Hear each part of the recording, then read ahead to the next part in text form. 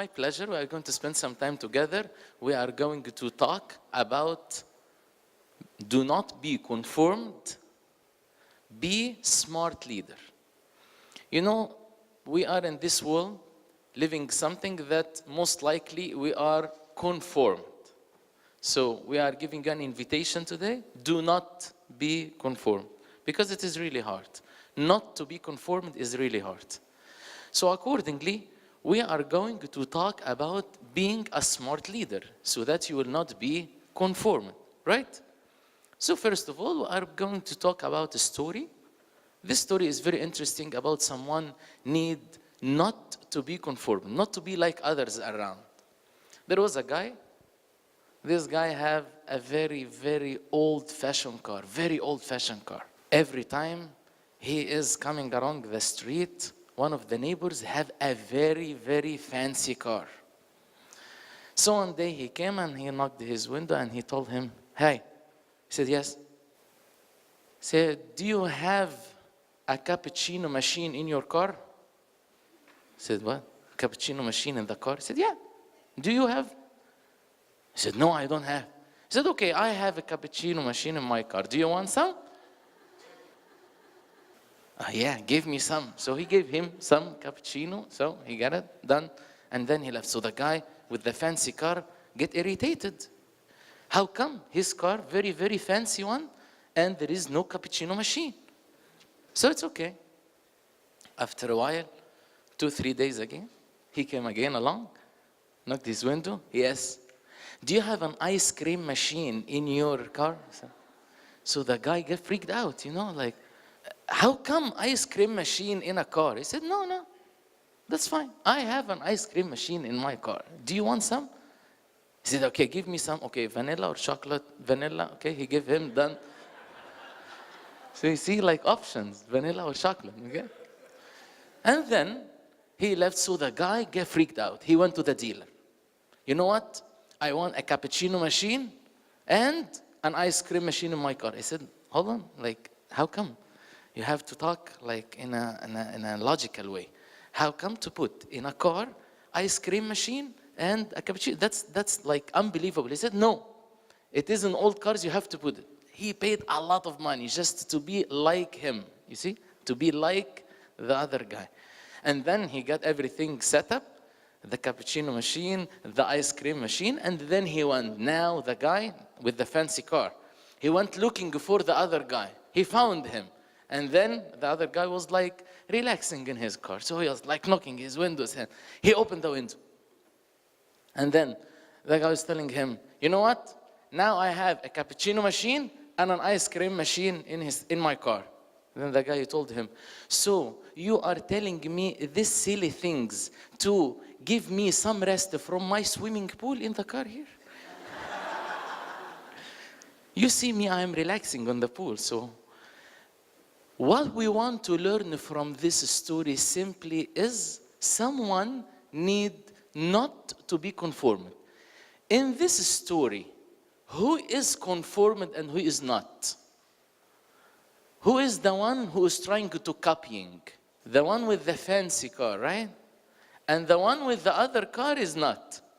Actually, this guy having the ice cream machine and the cappuccino machine, very inventive, very smart. He had something which others do not have. You see?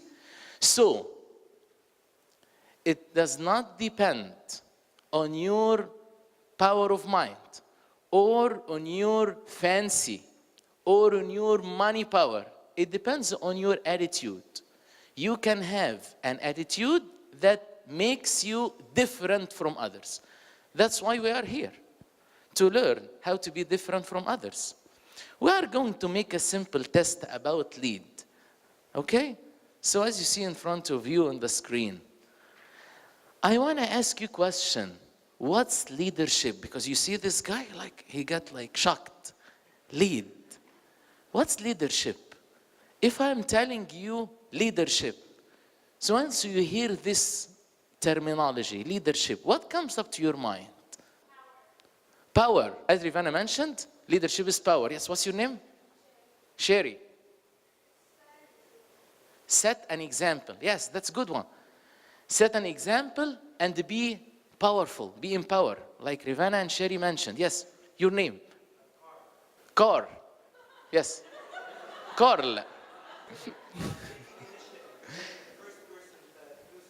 Great one, Carl.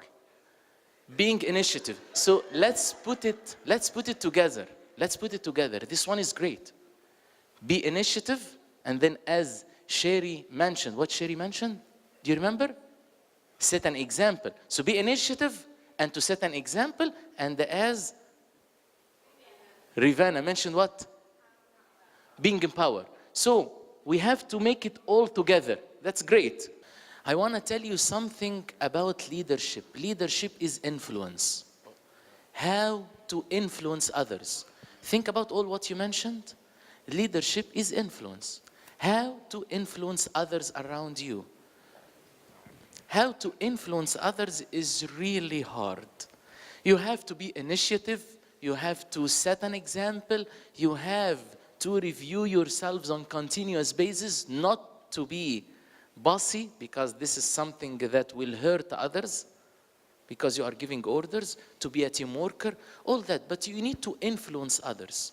And that's why there are different styles of leadership. Some of the leadership styles are recommended, some others are not. I'm just giving you like an outline about that. We have something called servant leadership. These are the people who are serving others. There is another one, serving others, like as a leader, to serve others. By that way, you are influencing them. You get this point? So, our main goal is to influence others by being initiative and so on, so all what you mentioned, okay?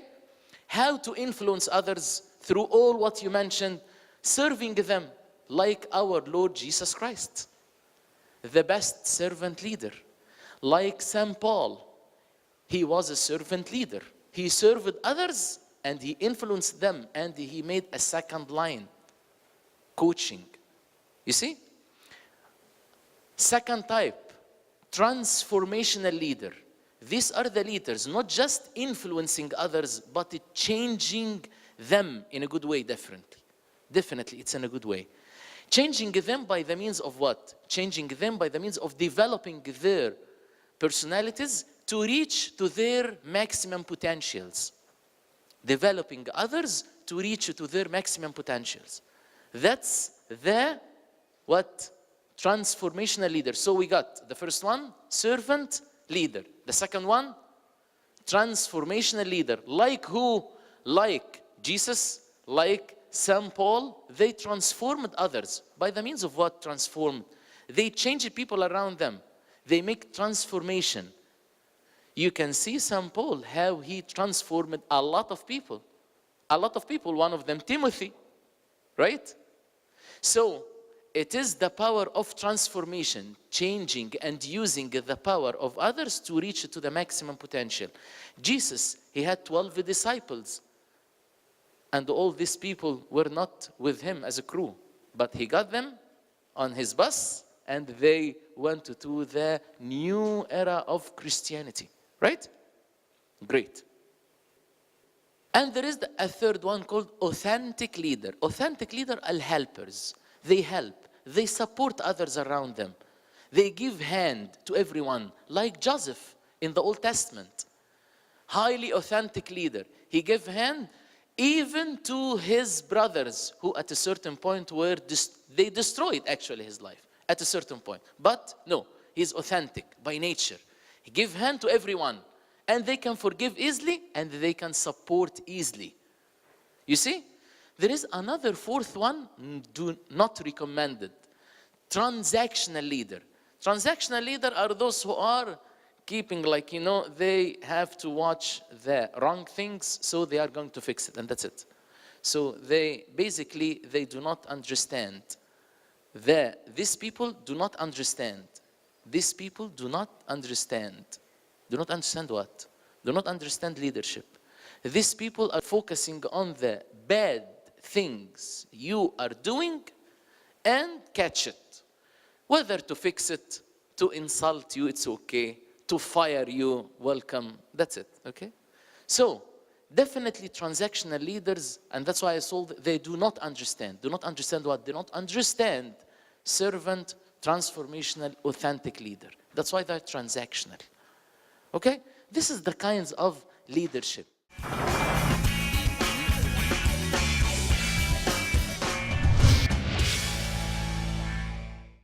Right now, we wanna be smart leaders. In order to be smart, you have to be smart. S-M-A-R-T. S, be specific. M, be measurable. A, achievable. R, realistic. T, time limited. Okay? These are the technique to be a smart leader. A smart leader. Definitely to be a leader, do not be conformed, not to be like others. You need to be smart in your way of thinking. Smartness is not just the high IQ. A lot of people, they have a very high IQ concerning something. You know right now, IQ is defined under 7 categories. You know that, right? Who knows this information? Okay, so I'm telling you. IQ is a test to be testing. IQ is the 7 categories. Because you can be having a high IQ in math, but you are not having a high IQ in communication. You see? So in order to be a leader, it's not the IQ. It's not the IQ. It's how to use the powers that God created in you in order to be that leader. One of those is to be smart. And that's why we are going to talk about it in details. To be smart in your plans. To be smart in your actions. To be smart in whatever you want to do. Many times in our lives, we are conformed. Conformed basically is copying others, right? Like the guy, he won the ice cream machine and the cappuccino machine. Why? It's copying. You do not want to be copied from others. You want to be you do not want to be conformed. You want to be different, unique. You are unique. God created you unique. You have to be unique in whatever you are doing. It's not by studying hard. You can study hard. How many doctors worldwide? How many pharmacists worldwide? How many are well known? Soccer players, basketball players. How many soccer players? Thousands. How many well known? How many basketball players? How many well known? You see the difference? How many doctors worldwide? Millions. How many well known? How many different? You get the point what I'm talking about? That's why you are here. We are here to learn. A lot of people started to join the LEAD program in the diocese. Why? Because they want to be different. Because leadership will put you on another track in your life.